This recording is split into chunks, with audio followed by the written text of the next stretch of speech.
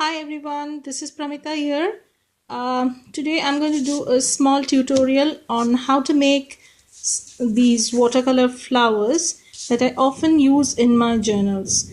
Now I have been doing this for a while, so I have had a lot of practice, as you can say, but I found that these are the easiest ways uh, in which you can embellish your pages of the journals or your planners or whatever, or your crafty projects very quickly and without being a great shakes at painting whatsoever. Now, this floral uh, pattern or the way I do this has generated a lot of interest in some of my friends, and they wanted to see how I do this process. And it's an extremely easy one. I have just finished one right now, just before filming this. So this is one of the flowers that I have done. I'm going to show you another one just beside this. So for this you'll be needing watercolors. I'm using my Koi Field Note sketch book colors and a black gel pen, Sharpie, anything will do, and some tissues of course, and your paint brushes and water. And personally I use this, but you can also use water brush. It will not make any difference. And this is a heavy cardstock paper with the shiny side on this one, and this is the matte side. I'm going to do this quickly, and then I'll show you how it comes about in this watercolor page that I have out here. So I have two types of pages. One is the watercolor page and the other is the ordinary cardstock. So I've already done this flower. I'm just going to show you quickly how I go about it. Now, I personally prefer a thick brush because then it's quicker that you finish this.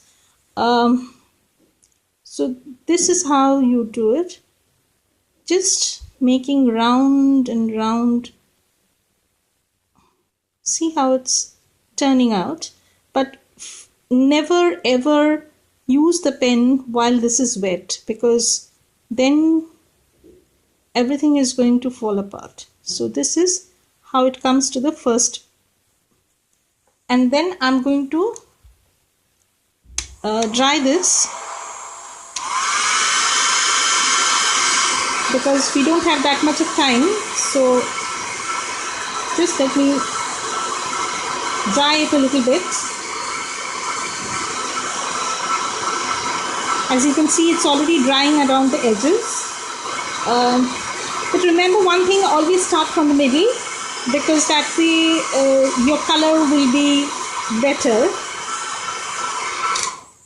So it's partially dried. Now I want to darken the inside, so I'm using a darker color, a maroon sort of thing. So around this area, as you can see, I'm just making the center a little bit darker. You can do that if you prefer to, or if you want to keep it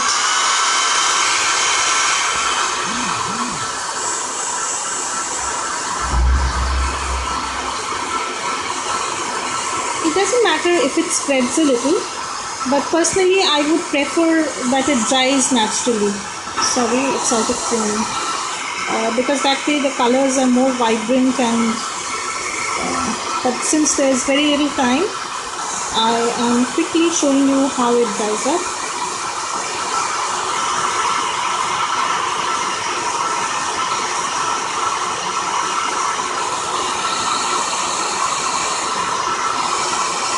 I hope you can see it.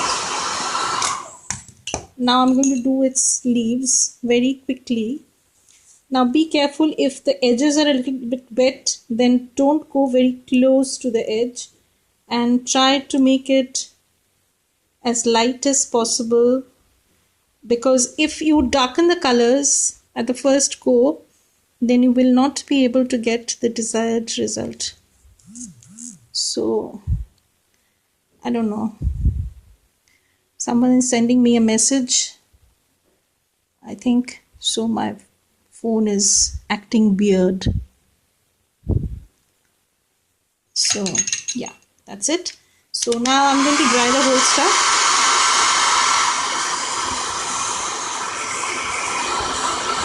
Or better still, I just let it dry for a while. Let me try it on the watercolor paper. Now let me try a different color altogether. So okay, let me go with yellow. So I'm doing it with a thinner brush. You can see how you do it. Just start squiggling around. Keep your brush as flat as possible. See how it's taking shape. And if you want to darken the center, you can always go and put a little bit of color inside.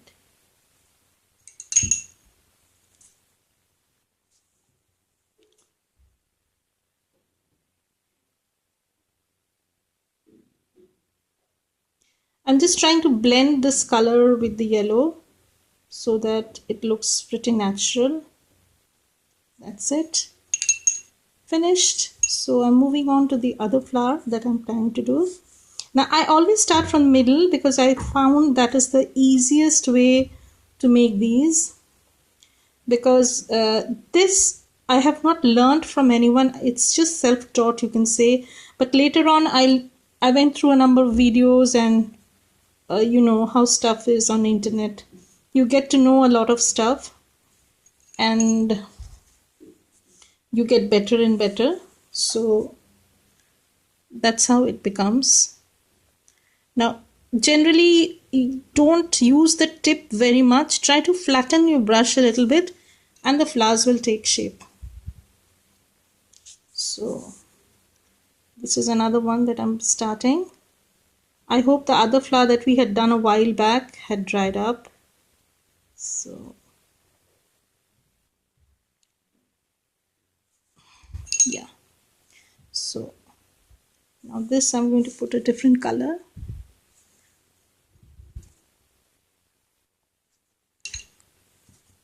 So try to control the water that you're using, because that's the best way to make these flowers, because if it's too watery it will not be as beautiful as you would want it to look. So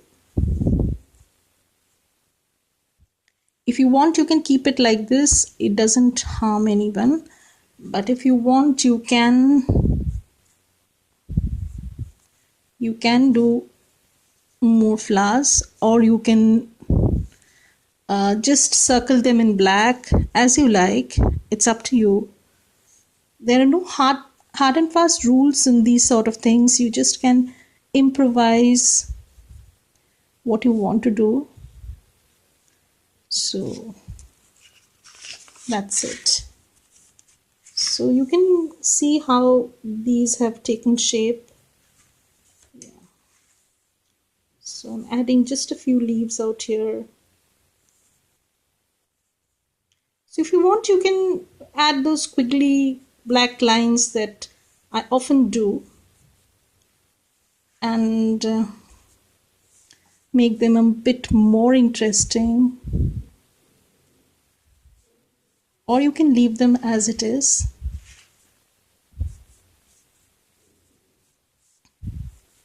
So in this case I'm not going to use any black pen, only the one that I have already done previously. I'm going to show you how to highlight those flowers. So that's it. These are very quick and easy way to add pops of color to your journal and your craft project. So one thing, I just want to redo this flower a little bit because it had been a little bit of too much water.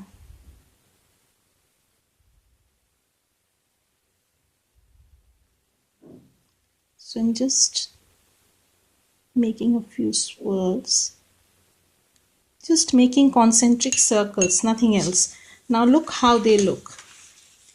Sorry, This day has been pretty hard.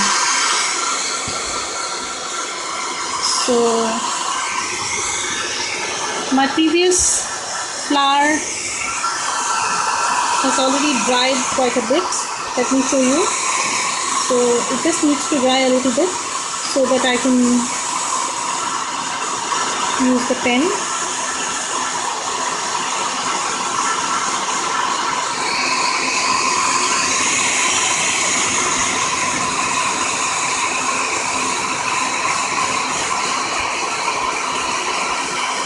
That's it.